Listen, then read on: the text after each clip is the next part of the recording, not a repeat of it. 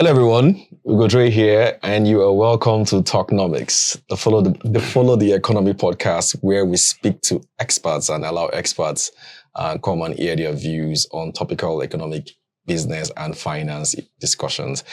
I'm sure you've seen previous episodes of Talknomics. If you haven't, you should go to our YouTube channel, Nairametrics TV, and you can get previous episodes of our podcast. Of course, we have a lot of podcasts as well. There's Follow the Money that I am presenting as well. Of course, we also have our flagship Drinks and Mike's podcast that you might want to check. I am super excited today because I have once again somebody else that I truly admire. I just love bringing people that I admire, but this is someone I really admire and respect, and someone who is senior in this profession that we're in.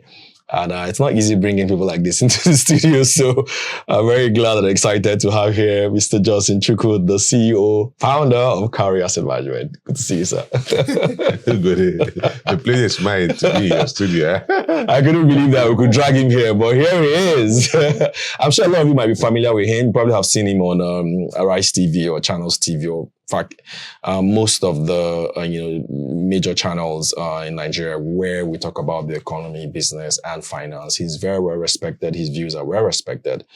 And a lot of people that he's mentored over the years, a lot of your super fans as well, people that you admire, he basically, mentored them too. So this is me giving him his flowers. All right, I'm very busy.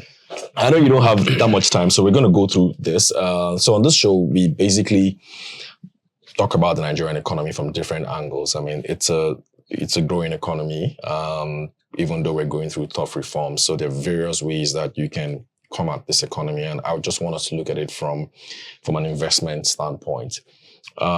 We are neck deep in reforms, 2 years into Tinubunomics, as we like to call it at Nairametrics, and I guess a few other people call that as well.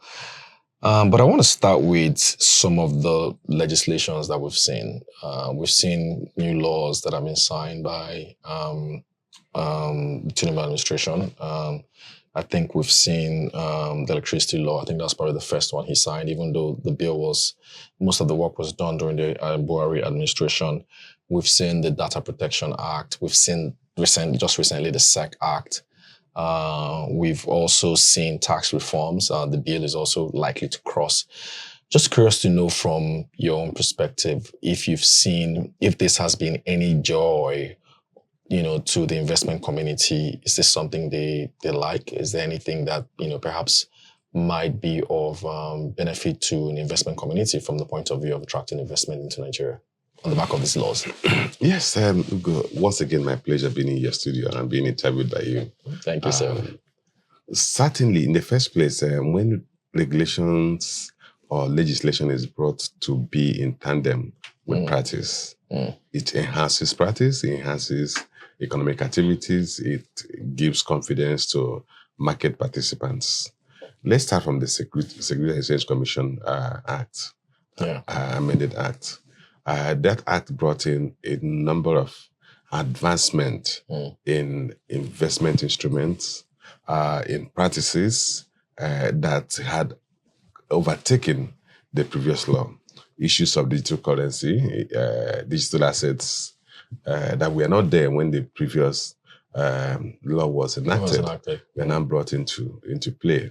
And like I said, it's a situation where regulation is trying to catch up with practice. So certainly it has created a framework for investors, for market participants to work within a defined space. So it has also clearly delineated the lines of what is legal and what is legitimate and what is not legal. And that's the beauty of advancement in law and regulation, which is why in most developed countries, there are certain laws and regulations that are reviewed at regular intervals, because you expect that within those intervals, there would have been some advancement in knowledge, advancement in practice, and advent of new products or new services. So clearly, the second one you mentioned, the Data Protection Act, of course, we are dealing with, when they say data is life. 20 years ago, nobody talked about data. Yeah. So if data has become life, and in other countries in the world, you find out that even the broadband internet is considered as a critical infrastructure supply from the government, or the government has to enable it to be supplied because it's carrying data. So protecting data is similar to when the law used to say you must sign your physical signature before it's recognized. Today we have laws that have allowed for electronic signatures. So these are advancements that in regulation that's trying to catch up with practice and trying to catch up with developments within the larger social environment. So clearly they are all adding to making the environment investment friendly. They are all adding to encourage further advancement in those newly regulated segments or products or assets. I think on a balance, one would say you can't take that away. Like I said, the basic principle is that regulation is always behind practice. And where the government is up and doing, they will try to bring regulation to be in tandem with practice. Fantastic. We've seen laws like, I can remember a few years ago when everybody was talking about the PIB, and how that can unlock $20 billion investment in Nigeria. I think it was a couple of years ago, I think it was last year, 2024, that Shell announced that, he has achieved, arrived at an FID. So perhaps speaking to that law, are there, from what you've seen now, the patterns of the laws that we're seeing being signed by the president, is there anyone that you feel, this is that one that could unlock a new wave of investment? I know you'd probably say SEC. I know tax reforms bill is coming, but is there anyone that you're anticipating? Well, the thing about investment is there are multiple factors that drive investment. It's not just the legal environment. Legal environment helps, but enforcement of legal regulations or guidance is also important. The effectiveness of your legal system, which means how long it takes the courts to decide on cases, whether fair judgment can be obtained, whether people who are litigants expect to have fair judgment and expect the court to be unbiased, the time it takes, like I said, which is very critical. These are some of the failings that even if you make the best piece of legislation or law, and the practice of obtaining justice of the justice system is not effective because it takes too long to adjudicate on even commercial matters. So that would not move the needle. So we also need to look at what is our legal system, how effective is our legal system. Can you really rely on our legal system to get justice or to have the system address breach of your economic commercial rights? So today, that is a big question we have. Then you have to look at other factors. What are the other policy issues? What's the political environment? What is the perception of investors about the sovereign risk of that country? Then you look at issues around your exchange rate. How market-friendly is your exchange rate, or how market-reflective your exchange rate? What is the trend or direction of your exchange rate? Are you seeing a local currency that's appreciating or depreciating? Or can you reasonably estimate the level of depreciation or appreciation of the local currency? Because that uncertainty adds into the pool of the risk investors we have to consider. So it's not just the legislation. Legislations are important, that you need to have a legal framework for people to play your market, but you also need to ensure that your system actually works. So if the system doesn't work, the legislation is at best a piece of document. I agree, because we've seen a lot of. I think I was speaking to someone recently, and he was saying that, look, you could get whatever justice you want from any courts, but executing it's a different ball game entirely. You have to essentially. I think someone was telling me, look, I had a tenant, I got judgment to get that tenant out. But who will go and enforce that judgment? So is this perhaps something that maybe, the tax reform bill could sort out when it eventually gets passed? Because, Nigeria's tax to GDP ratio is pretty low, significantly low for government to even fund the machineries that it needs to, deliver this sort of enforcement that we're looking for. I don't think it's an issue of throwing more money at it. Yes, money is important, but you have a culture that's evolved, and that the culture of impunity that evolved over time. And the guy that said he could actually get a judgment is even lucky. I have a case of a person who committed fraud against one of my businesses or one of my companies. In 2011, we've been in court. We won the high court. He went to appeal. We won an appeal court. He has not gone to Supreme Court, but we can't get that judgment. We can't get a foreclosure of his assets. We've been on it for the past 4 years. 2011, wow, an equivalent of more than $1 million. Wow. Today, about 132 million naira. 2011, 132 million naira. Today, even if you give him back the 132 million naira, it's of no value anymore. And we are still in court with him. At the other time, we have another case where we even got the criminal, because anybody who has admitted to having committed a crime is a criminal, to agree to restitute us, to put us back. And then we got EFCC. EFCC got the guy to start making payment. He made payment. The EFCC had waited for the past 1 year to their headquarters to release the money that a criminal paid. The money is with EFCC. How do you explain that we have lost value, even when the person who defrauded had paid? You still haven't received the actual value of payment. And they've been writing back and forth. Under the former chairman, the new chairman has come in, and then a 10 million naira has not been released by EFCC to the actual beneficiary who has suffered financial loss. So those are the things you are dealing with. So if I'm a foreigner and you're telling me you have the best legislation, and you have the best piece of legislation, and I'm looking at the practice, it's completely at variance with what the law says. So we need to go back and ensure that the practice of our legal practice is in conformity to the best standards in the world. If you talk of the issue of eviction of a recalcitrant tenant, you can go to court, get your judgment, the eviction becomes a problem. And the guy sits down there enjoying your property for free. So the issue is not just... So, but if you go to these guys, they tell you, well, look, it's because they don't have money, they can't execute. So, I don't have money to mobilize people, or you have to give us money to go. And a typical example as well is I live in an environment where we had neighbors who basically started to build an estate within an estate. So we went to Lagos State Government, physical planning, complained. They sent us a letter.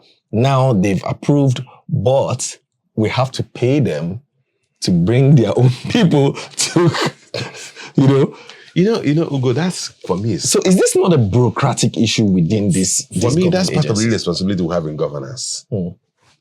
Government has a duty. Government must discharge a duty. I have an instance where I live here in Lekki Phase 1. The government regulation says that the gates must be opened by 6 a.m. I have sent more than 200 messages to a commissioner in Lagos State reporting that these gates are never opened. They came once to put a notice on that gate that they have to enforce the opening. And then subsequently, I have sent more than another 20 messages. The guys who have that gate are not abiding by Lagos State regulation. And nothing has happened. And I escalated to the highest level of Lagos State government administration. And nothing has happened. And then now when I say the messages to show this gate is still locked by 6:30 or 7 o'clock, they don't even respond. So are you telling me because of lack of resources for them to enforce their regulation? It's not. For me, it's lack of responsibility, sense of responsibility. What would it take to do that? To come and remove the gate? After all, one day, they removed almost all the gates in Lekki Phase 1. Within 2 days, I think December 2023 or so. 2 or 3 years ago. Yes, they removed almost all the gates in Lekki Phase 1. So why can't they do one gate and use it to set example so that others will know that the government enforces regulations and laws? To understand, I mean, these are some of the issues that we talk about all the time, especially when I speak to businessmen or entrepreneurs. These are the challenges that they face, and it's not like we don't have the laws or regulation. It's just basically enforcing. So let's sort of segue into something else. We've seen of recent, especially after the PIA was signed, we've seen a lot of indigenous Nigerian companies start to acquire offshore assets of IOCs. We've seen Oando, we've seen Seplat, we've seen different consortium as well. Does this please you? Is this bullish for Nigeria? Because I mean, I recall in 2014 when Oando also acquired ConocoPhillips assets and oil prices crashed, and that was the beginning of a very difficult period for that company. They seem to have turned things around, and now we're seeing this asset sale happen again. Does it excite you? Well, Ugo, it's a complex conundrum. Because one, you have to realize that the IOCs are exiting the economy or exiting the Nigerian oil and gas sector because they think the risk involved in continuous investment here are no longer acceptable to them.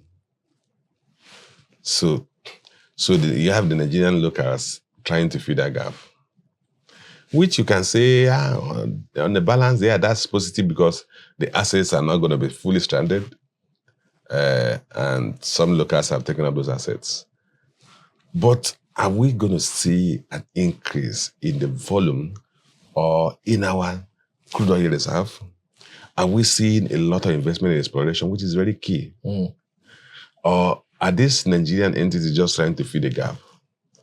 I was thinking that the PIA would have enabled both local and foreign participants, or would have encouraged both local and foreign participants. The IOCs are now more interested in deep offshore assets, because they think the risk of breach of pipelines and other insecurity issues are less in those locations. So the locals have to contend with onshore assets. In as much as locals, it's always believed that locals can better manage the risk involved inherent in onshore assets. But if the objective is to grow our oil and gas sector, the more optimal thing would have been if both locals and foreign investors are running head-to-head, investing in those assets, so that we will see a lot of investment going into exploration. It is that exploration that will identify or that really does increase our crude oil reserve and possibly lead to an increase in crude production. Today, what are the possibilities that the government will attain 2 million barrels a day? It's looking like a tall order. Well, this country had done far above that. Yeah, we're doing 2.5 at some point. Thank you. So do we see in the immediate horizon the possibility of a 2.5 million barrels a day? Where will it come from? What new wells are being drilled?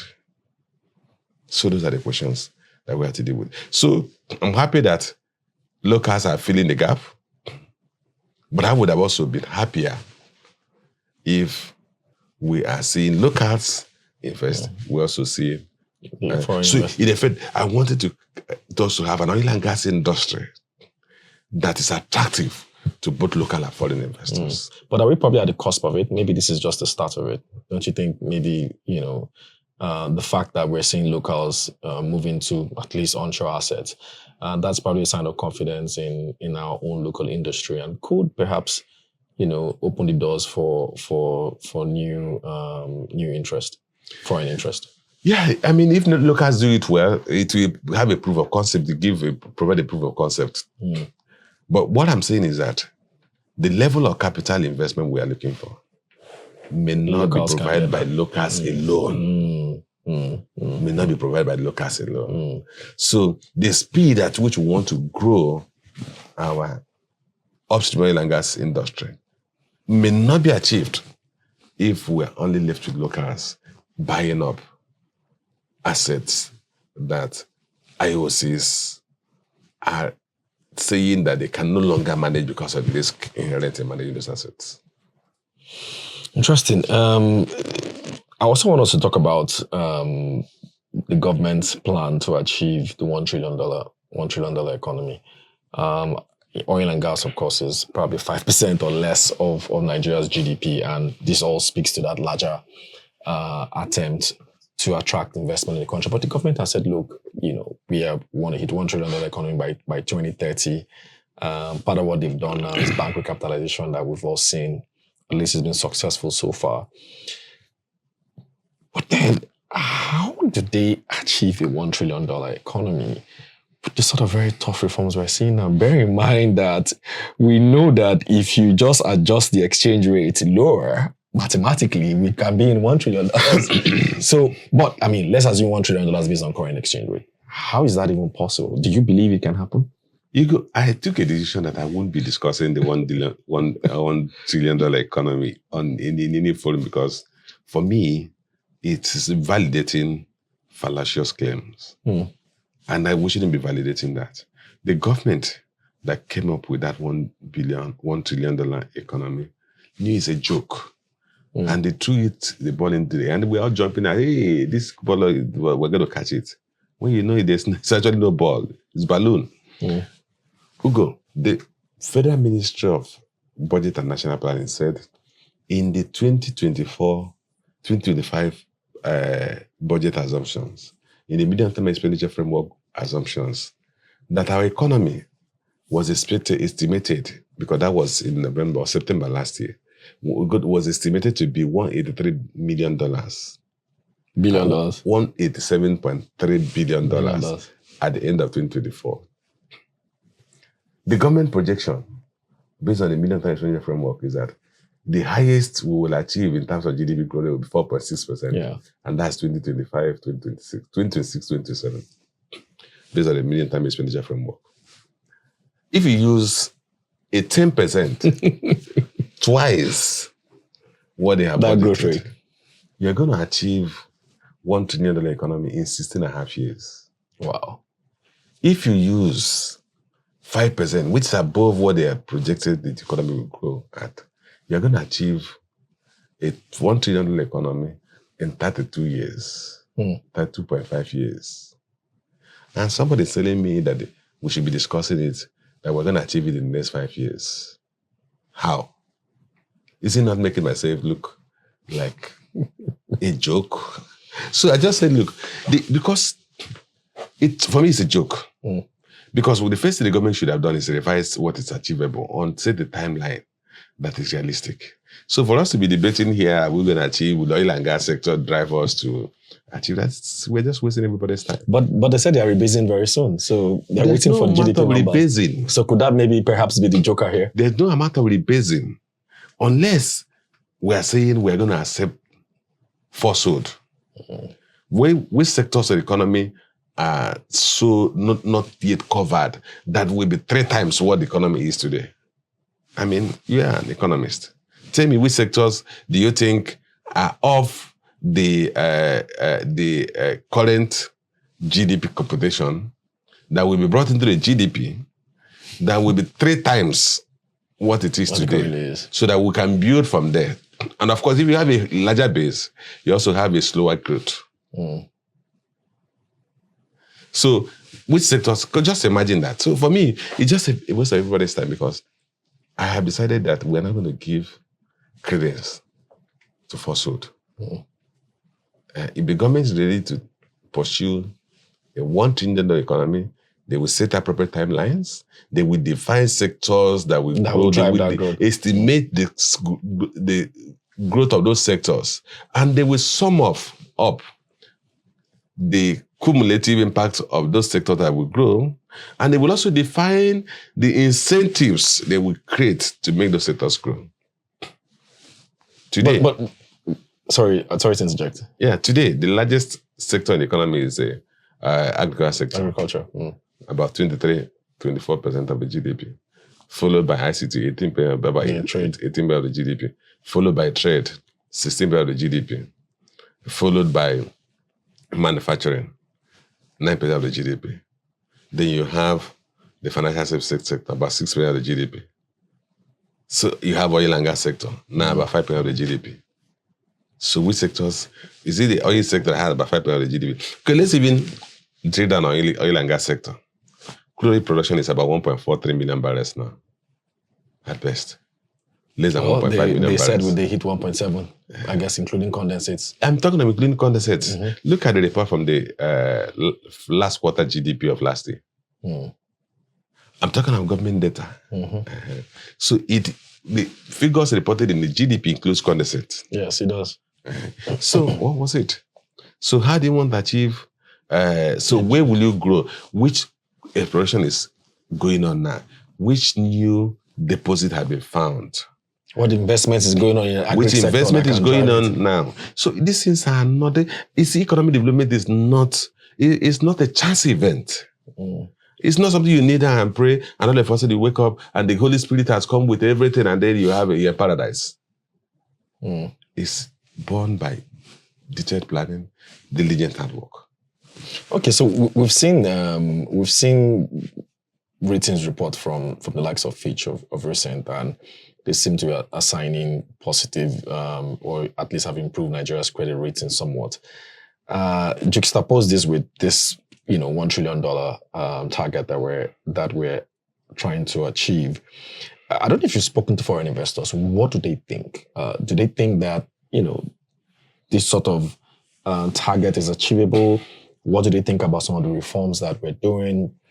Are there anything that they are seeing that is positive for them? And of course, with what the rating agencies have just been saying recently about our reforms. I don't know whether you have looked at the capital importation report. Yeah, last one was Q3 last year. Yes, if you look at that, from 2021 to Q3, you didn't have to bring that. It speaks volumes. 23 billion, 2021 to end of September last year. Whereas in 2019 alone, we did about $20 billion. Yes, 23 billion from January 2021 to September 2024. Total capital importation. Now, when you disaggregate that and you look at what is foreign direct investment, how much was that?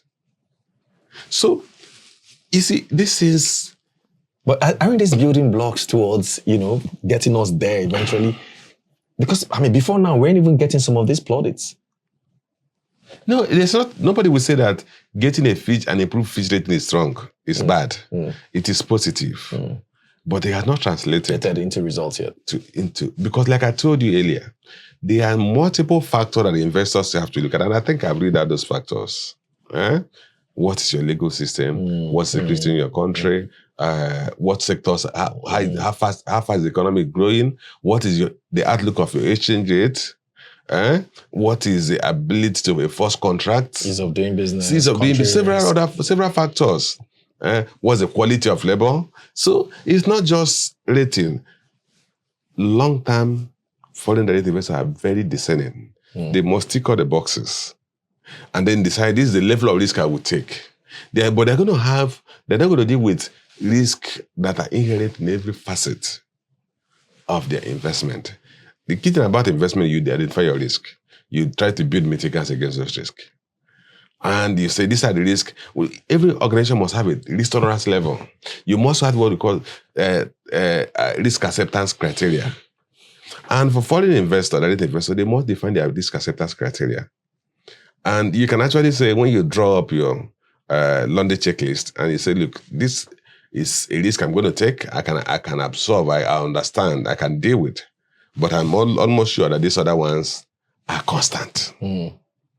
So the key thing is that we have an improved rating, but a lot of other boxes have to be ticked for us, for that. To at least unlock these positives that we're seeing. So it is a necessary, but not sufficient condition to attract investors.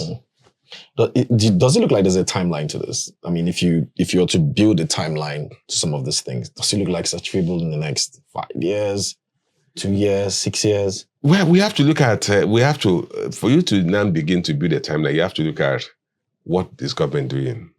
We've talked about some of the new pieces of legislation, but I also said, look, beyond the legislation, we need to improve on the practice. And enforcement of those things. So we need to approve that. So we need to know what government wants to do about that. We need to look at those unhygienic factors that constrain investors from coming to the country. What are we doing to reduce them to the barest minimum. So it's when you look at those things, you can say, look, based on what we're doing, we're going to address this problem within this time frame. And then within this time, we should expect that the positives will begin to materialize. So we haven't seen that yet. You haven't seen that yet. What I say is that, look, the government has done, with the removed subsidy on petroleum products, FX reforms. We've relatively harmonized the exchange rate. The tax reform bill is ongoing.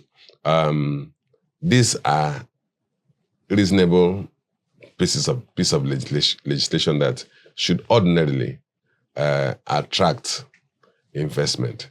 But there are still a lot of uncertainty and risk inherent in the Nigerian macroeconomic environment that the government must continuously take out, eliminate, reduce, to build an economic environment that will be attractive to investors. Okay, let's move. We don't have time to go through some of these things in detail. Let's move to an area where they're also very vast in, which is equities. We have seen, part of this so-called $1 trillion economy, bank recapitalization happen. We've seen some banks already meet those recapitalization targets. Some are still in the process of meeting it. How confident are you that this recapitalization would in any way stimulate the economy? We've seen this happen before. We've seen banks raise capital. Some of it, I guess banks will tell you, well, we funded the electricity power sector reforms in 2013. It wasn't our fault that it didn't go as planned. What else are they going to fund? Where do you see a lot of all this capital being raised channeled? Is it going to go back to the government by view of FGN bonds? Or are they finally going to invest in the real sector? You have friends in this space, so it'd be interesting to know what your thoughts are. My response to you is that which sectors of the economy are growing at a fast growth rate, GDP growth rate? Agriculture sector last year grew at about. I've seen mining seems to be growing fast, even though it's a very small. Mining sector is less than 1% of the GDP. Yeah. So it's an inconsequential contributor to the GDP. It can't take any money. So which sectors are growing? Agriculture sector, take about 1.14%. Trade sector, 1.3%. That's growth rate. Yeah, the growth rate last year. Yeah. The manufacturing sector, about 1%, a fraction above 1%. So telecommunications are 5.7% or so. So the major hitters in terms of GDP contribution are growing at a very slow rate. So where would the banks throw this money that they are raising? And remember, banks are ordinarily naturally leveraged entities. So it's not even their capital they invest, depositors want to invest. So, but the key thing is that there are opportunities to investment in the federal government treasury bills. They have opportunity to invest in Sukuk bond. If you look at the Sukuk bond subscription, 300 billion was offered, 2 trillion was subscribed, and that was the subscription. So what does that tell you? That investors are looking for outlets to invest their funds. So if that be the case, it then means we do not have many risk sectors that are growing at a fast rate to attract new capital. But don't you need capital to drive those sort of growth numbers anyways? I know it's like a chicken and egg situation, but you do need capital to drive those numbers up. Okay, in the first place, capital does not start a business. Ideas start business because opportunities start business. It's the opportunities that you see that will make you start a business. And that's why I always tell people, look, at the domestic level, if somebody comes here and says, look, Ugo, please, I want to start business, give me money. You say, what do you want to do? If you give me money, I'll go and look for what to do. What will be your response? That once I have money, I'll go and look for what to do. What will be your response? Go and look for what to do first. So that's it. That applies to the economy, national economy. The opportunities will be there. And that's why we say that money goes where you get the best reward at lowest possible risk. But where that is not even known, where it doesn't know where to go to, you can't be talking of when I bring more money that the business will start. It is business that will start and look very attractive that when you put money there, your money will come back. But they've said we have potentials. They've said mining is a huge potential. We have a lot of mineral resources. The reason why it's not working is because investments haven't gone there. So where will those investments come from? Are we going to wait for the Chinese to take this over? No, I think when it comes to the mining sector, there are a couple of other factors beyond capital. We need to formalize that sector. It's still largely artisanal mining, followed by criminality. People who have no license. So we need to regulate it. And that will come from the government perspective side. They need to regulate the mining sector, formalize it, so that if it's properly structured, then it can attract funding. But like I said, even if it begins to attract funding now, it's an insignificant share of economic activities, that the amount of fund that will go there will not be material. Okay, so the equities market has been doing pretty well. We're almost done. Just want to quickly get to the equities market. We've seen a surge in the last few years, especially since the reform started. So some of the feedback I get from a lot of our viewers or people who know me on the street say, look, God, there's a huge disconnection here. The equity market is returning positive numbers. I think we're at 11% year to date now. But Main Street is still pretty tough for a lot of people. Is there a disconnect, or is it the fact that, or is this perhaps a bellwether of something to come? Because you're already seeing profit numbers go up. You've seen the likes of Nestle go from losses to positive to profits. You've seen the revenue numbers go up. You've seen consumer goods sector, same thing. Banking sector, same thing. Insurance, same. I mean, across most sectors. Don't you see this as... What I tell you is that investment in an asset class does not necessarily mean that the underlying operating businesses are doing exceptionally well. Yeah, but the fundamentals suggest so. Yeah, you see, if you look at what happened in 2023, the capital market gained 45.9%. GDP grew at 2.74%.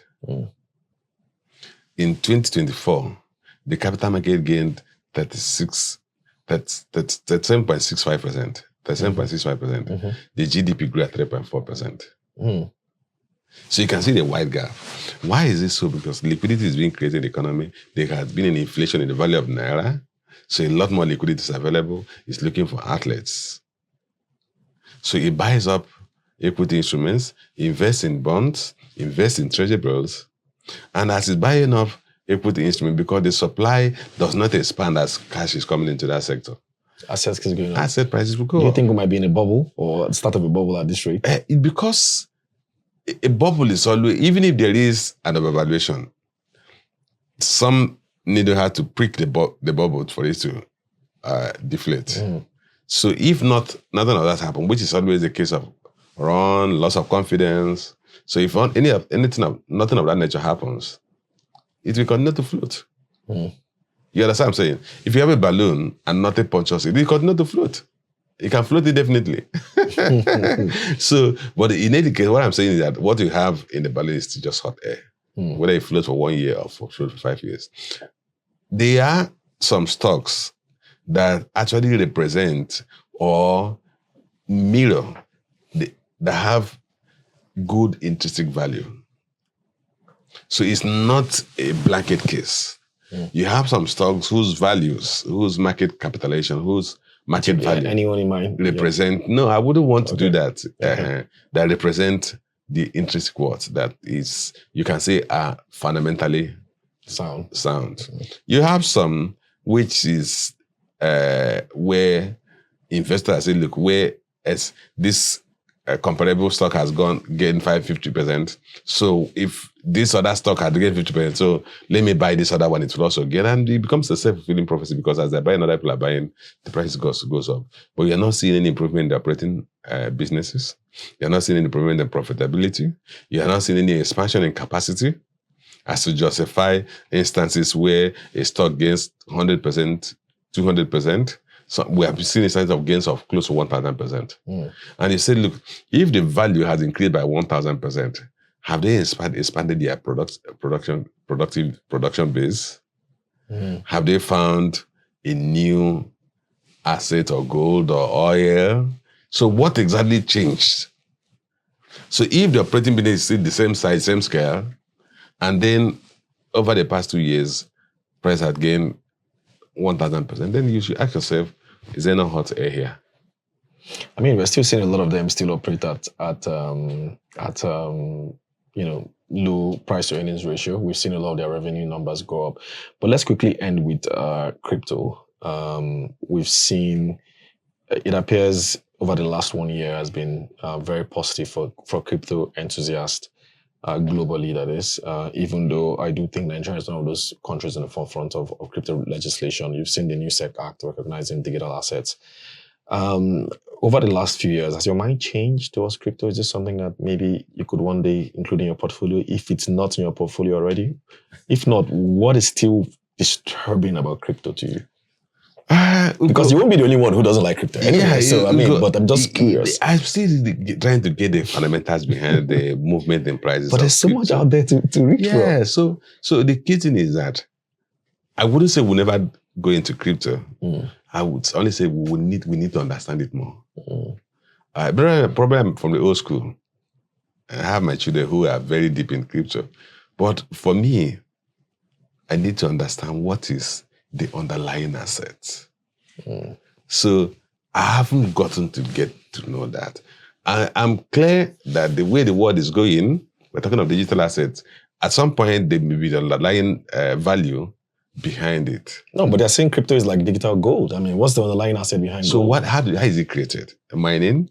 Somebody writing code. Yeah. So if you go with this your BS, if you go and read for the next 3 months, you can actually come and create a crypto. So basically there are mathematical equations. Yes. Well, this is Bitcoin anyway, because Bitcoin is just one of those ones. So there are mathematical equations that are solved. And once are solved, a crypto is mined. So yeah, but and there's a maximum that. So if I put money in a crypto, and I need to cash that money, of course I'll say to another person. Yes. But the question is that unlike if you are doing derivatives, you can actually get the asset. The asset itself. On which the derivative is built on. So, but in the case of crypto, it's not built on any asset. But I'm saying look, maybe it's me that's old school. I'm not dismissing crypto, but I'm just saying I need to understand it more. So do you think that maybe perhaps one day you might see the NGX perhaps also getting into crypto, launching maybe something like a crypto? I wouldn't rule that. I wouldn't rule that out. I won't rule that out. Like the world is evolving. A lot of things we held as sacrosanct or as gospel truth are changing. So I wouldn't rule out that possibility. But let's keep watching. All right. Thank you, sir. It's been a pleasure speaking with you. I know that you're always very busy. I mean, we would have gone on and on for another 30 minutes, but I'm very sure that you would be back someday again. Absolutely. Definitely. Thank you so much for having us, and then hope to see you again, sir. Yeah. All right, everyone. This has been Talknomics, brought to you by Nairametrics. Of course, we had Johnson Chukwu on set today. If you have questions, of course, go to the comment section, drop it. I would pass it across to him as well. You can also reach out to him directly. Not really sure whether you're on social media. So. I am, but not very active. Not very active. Okay, so just reach out to me and I'll pass it across to him. Until we do this again next week, do have a profitable day ahead. Goodbye.